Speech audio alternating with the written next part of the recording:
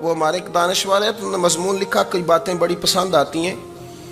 وہ کہتے ہیں کہ میری اہلیہ، ان کو بھی کسی نے مس گائیڈ کر دیا تھا، حالانکہ اچھی خاتون ہے، کسی نے مس گائیڈ کر دیا، تو وہ بھی سماجی اور ویلفیئر، اور یہ خواتین کو شوق ہوتا نا بننے کا، تو وہ بھی سماج کے اندر اچھا مقام تلاش کرنے کے موڈ میں آ گئی۔ تو کہیں ایک دن جانا تھا تو بڑی بن سنور کے میرے ساتھ وہ گاڑی میں بیٹھ گئی، تو میں گاڑی میں، عورتوں کو یہ بھی مسئلہ ہوتا ہے نا کہ ہماری تعریف کرو، تو کئی دفعہ بعد مردوں بیچاروں کو جھوٹ بولنا پڑتا ہے، تو زبردستی کراتی ہے نا جی۔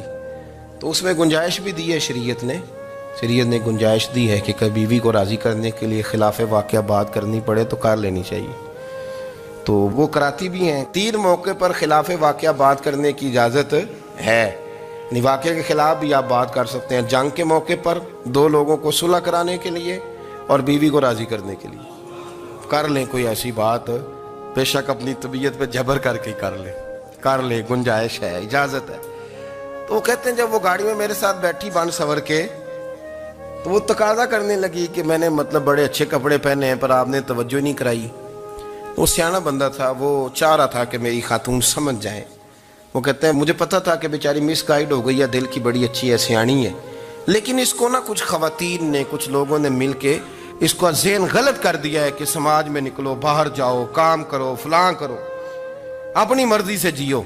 تو میرے ساتھ گاڑی میں بیٹھی کہیں جانے کے لیے، تو مجھ سے کہنے لگی کہ آپ نے میری طرف توجہ ہی نہیں کی، آپ نے کوئی ذکر ہی نہیں کیا کہ میں کیسی لگ رہی ہوں۔ تو وہ کہتے ہیں میں نے اسے کہا کہ اگر تو ناراض نہ ہو تو پھر میں صحیح والی تعریف کر دوں۔ تو اس نے کہا کہ آپ کر دیں۔ تو کہتے ہیں میں نے درد سے اور خلوص سے اپنی بیوی سے کہا، خلوص کے ساتھ میں نے کہا میں تو روز گھر ہوتا ہوں، روز شام کو گھر ہوتا ہوں، اگر تو میرے لیے تیار ہوتی تو میں تیری تعریف کرتا، لیکن آج تو باہر جانے کے لیے تیار ہوئی ہے، تو پھر ان سے تعریف کی امید رکھ جن کے لیے تو نے تیاری کی ہے۔ میرے لیے تیاری کرتی تو میں تو ہر شام تیرے پاس ہوتا ہوں۔ کہتے وہ میرے لفظوں میں درد تھا تو وہ بھی رو پڑی، اور کہنے لگی آپ گاڑی روک دیں، مجھے باہر جا کے کسی کو راضی نہیں کرنا، میں نے اسے راضی کرنا ہے جس کو رب کریم نے میرا شوہر بنایا ہے اور میرے لیے منتخب کیا ہے میرے ماں باپ کو، میں واپس لوٹتی ہوں۔ یہ ایک پہلو ہے سلگتا ہوا، اس کو سمجھا جائے۔ عورت کو ویسے بھی قابو کرنا بڑا آسان ہوتا ہے۔ اعلیٰ حضرت بریلوی رحمۃ اللہ علیہ فرماتے ہیں بیٹیاں نازک شیشیاں ہوتی ہیں، ان کو تو ذرا سی چوٹ لگے تو ٹوٹ جاتی ہیں۔ دیکھیں کتنا بڑا جملہ کہا بریلی کے امام، نازک شیشیاں، ذرا کوئی آدمی گمراہ کرتا ہے، ذرا خراب کرتا ہے۔ اب دیکھیں نا، یہ جو بچیوں کو بچے ایک مس گائیڈ کرتے ہیں، انہیں بڑے بڑے خواب دکھاتے ہیں، وہ بیچاری ماں باپ کو چھوڑ کے، بہن بھائی کو چھوڑ کے اس کے ساتھ شادی کرتی ہے، پھر جو اس کا بعد میں حشر ہوتا ہے، آپ ادلیاں نو سردار پہن تکے تے شرما والیاں نو جھوٹے ڈولیاں دے۔ پھر وہ بیچاری ماں باپ رکھتے نہیں، وہ ظلم کرتا ہے، تو کتنی بڑی تکلیف میں وہ بچی آ جاتی، نازک شیشی ہوتی ہے نا تو ٹوٹ جاتی۔ یہی حال اب جدید خواتین اور یہ جو کچھ اینکر پرسن ہیں، یہ اصل میں نا یہ آپ کو سیاست سکھاتے ہیں، لیکن یہ مادر پیدر آزاد لوگ ہیں، بالکل آزاد۔ یہ تو علماء شور نہ کریں، بات نہ کریں، گفتگو نہ کریں، مشائخ بات نہ کریں، اور یہ جو کچھ سنجیدہ اور دینی طبقہ ہے یہ کچھ شور نہ کرے، یہ تو روڈوں پہ ننگے ہو کے آ جائیں معاذ اللہ۔ خوفناک نظریہ رکھتے ہیں یہ لوگ۔ عورت کو کہتے ہیں تیرے حقوق ہم تجھے لے کے دیں گے، مثلاً وہ کون سا حق ہے جو تم نے لے کے دینا ہے؟ میرے نبی کریم صلی اللہ علیہ وسلم نے اس کو بیٹی بھی بنایا ہے، اس کو بہن بھی بنایا ہے، اس کو ماں بھی بنایا ہے، اسے بیوی کا عالی شان رتبہ بھی عطا فرمایا ہے۔ اور چونکہ بیٹی کا بھی حق بڑا بیان کیا جاتا ہے، بہن کا بھی، ماں کا بھی، اور بیوی کے معاملے میں لوگ سمجھتے ہیں کہ زیادہ بات نہیں کرنی چاہیے، شاید مسئلہ خراب ہو جائے۔ حالانکہ نبی پاک صلی اللہ تعالیٰ علیہ وسلم نے بیوی کے بارے میں پتہ کیا فرمایا؟ فرمایا جب تم نکاح کر لیتے ہو تو اپنا ایمان محفوظ کر لیتے ہو۔ اب میں اس کی شرح نہیں کرتا، اب خود کر لیجئے گا کہ وہ ایک ایسی شخصیت ہوتی ہے کہ جس کی موجودگی میں آپ کا ایمان محفوظ ہے۔ اب میں نہیں سمجھتا کہ اس سے بڑی بات کوئی اور ہو سکتی ہے، جس کی موجودگی میں آپ کا ایمان، اور بھئی یہ حدیث پاک عرض کر رہا ہوں، نکاح جب کوئی کر لے تو اس نے اپنا ایمان مکمل کر لیا۔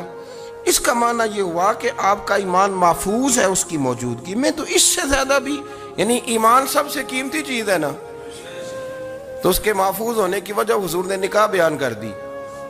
اب میرا خیال ہے بی بی اگر کوئی اس سے بڑا حقوق مانگے گی تو بے وقوفی کرے گی۔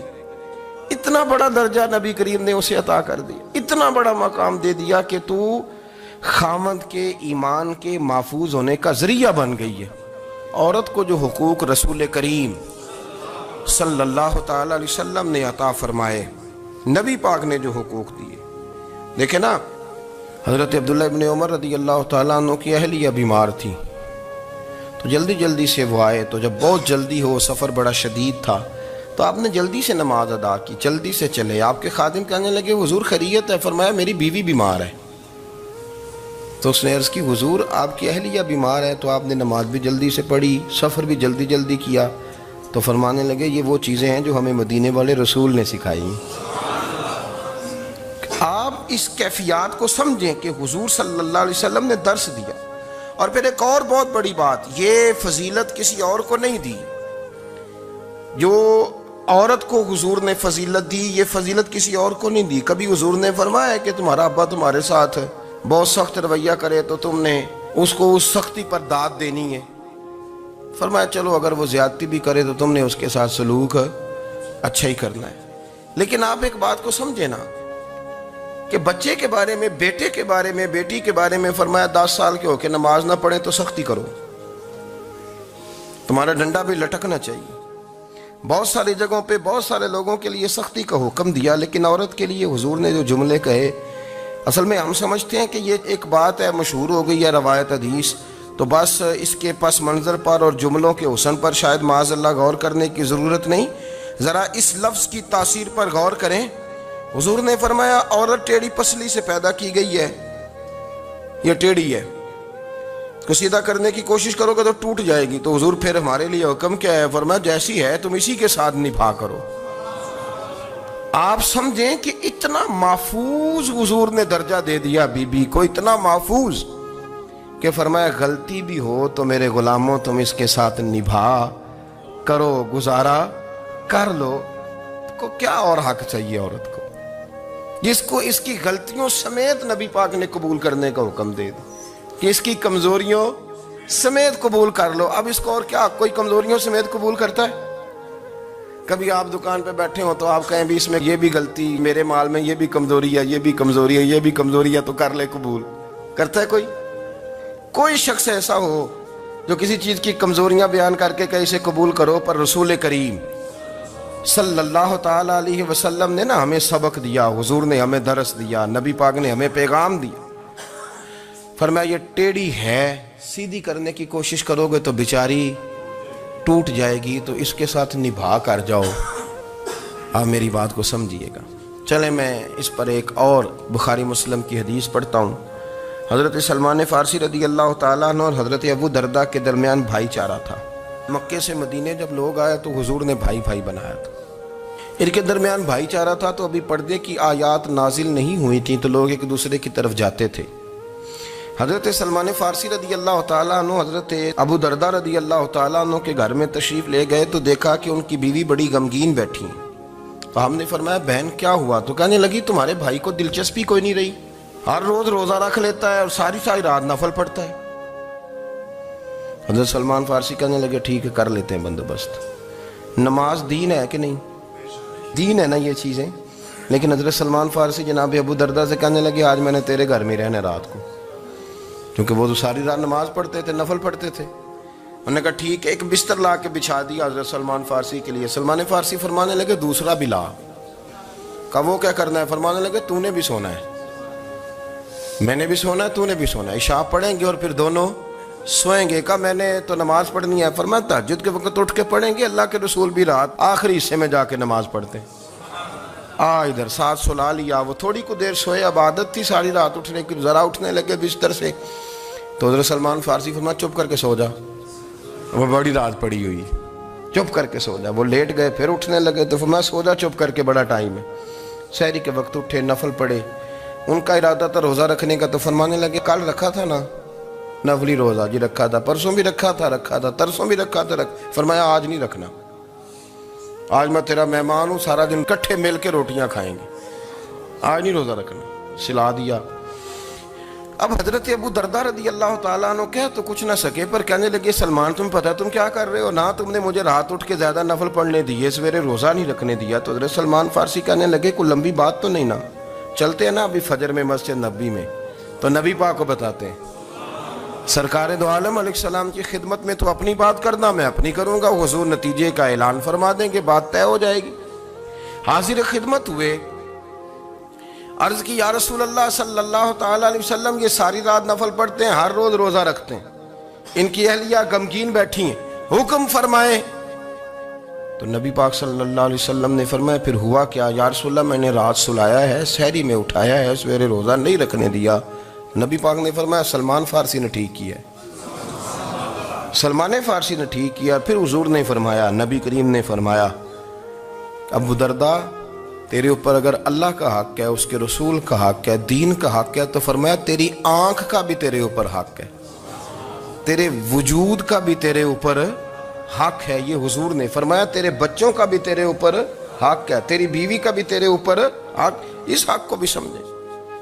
हुकूकुल्लाह भी हैं, पर तेरी आंख का भी तेरे ऊपर, क्या माना कि तेरी आंख सोना चाहती है तो इसे सुला भी, तेरे वजूद का भी तेरे ऊपर हक है, तो तेरा वजूद आराम करना चाहता है तो इसे आराम भी करा।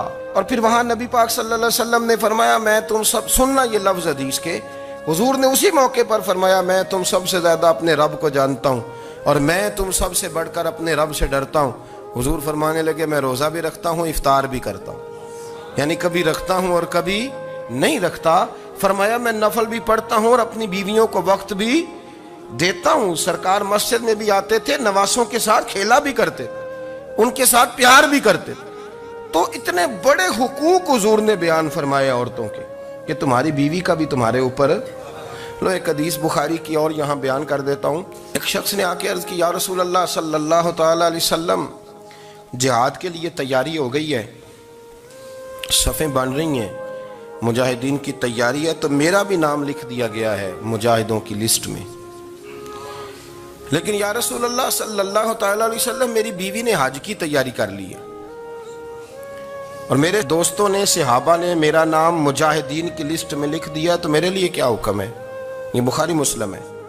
तो नबी पाक सल्लल्लाहु ताला अलैहि वसल्लम ने फरमाया जिहाद पे कोई और चला जाएगा तो बीवी के साथ हज करने जा, उसे महरम की ज़रूरत है, वो तेरे बगैर कैसे जाएगी? मुजाहिदीन को तो और मुजाहिद मिल जाएगा, पर तू तो अपनी बीवी के साथ जाना। नबी पाक सल्लल्लाहु अलैहि वसल्लम ने मर्द को मुहाफिज बनाया है, औरत को मर्द का कैदी नहीं बनाया, बल्कि औरत को हिफाजत अता की और मर्द को उसका मुहाफिज बनाया। अब बच्चियाँ आज़ाद होना चाहती हैं, और आज़ादी भी वो वाली कि जो बुनियादी तौर पर आज़ादी नहीं, फहाशी है। मैंने बहुत पहले कहा है कि इस्लाम बेटियों को कीमती समझता है। जिस बंदे के पास 20 तोले सोना हो वो चौक में लेके नहीं आता, वो कीमती चीज़ है, उसने छुपा के रखी होती है। तो जो नबी पाक सल्लल्लाहु अलैहि वसल्लम का कलमा पढ़ने वाले बीबियाँ, इस्लाम उन्हें कीमती समझता है, कहता है कि तुम कीमती हो, लिहाजा घर के अंदर रहो, तुम बाहर ना हो। लेकिन औरतें हैं कि उनको बिला वजह लोग ख़राब कर देते हैं और बिला वजह वो इस मुगालते का शिकार हो जाती हैं। अब आगे बढ़ते हैं। कुरान मजीद ने सूरह नूर की आयत नंबर 30 में कहा कि कुल लिल मुमिनीन यगुद्दु मिन अबसारिहिम, फरमाया कि ए महबूब अलैहिस्सलाम मोमिन मर्दों से कह दो कि अपनी नज़रें झुका के रखें, अपनी नज़रें।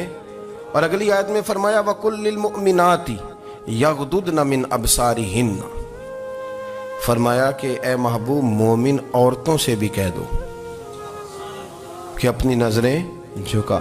मर्द भी अपनी नज़र झुका के रखेगा औरत की तरफ, लेकिन ये सारी पाबंदी सिर्फ मर्द पर नहीं, औरत भी गैर महरम का चेहरा नहीं देखेगी, उस पर भी उसी तरह नज़र झुकाने का हुक्म है जिस तरह के वो हर दुकानदार को भाईजान कह के गुफ्तगू करने की उसको भी इजाज़त नहीं है कि वो भी वो समझे कि पाबंदी तो मर्द ने करनी थी, मैंने थोड़ी करनी थी।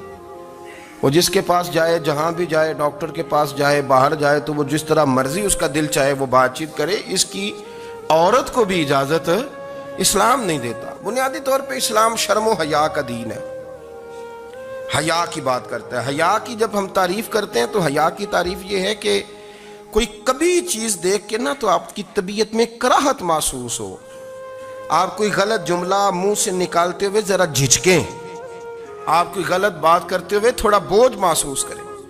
ہمارے ہاں تیزی سے فروغ پایا ہے بے حیائی نے۔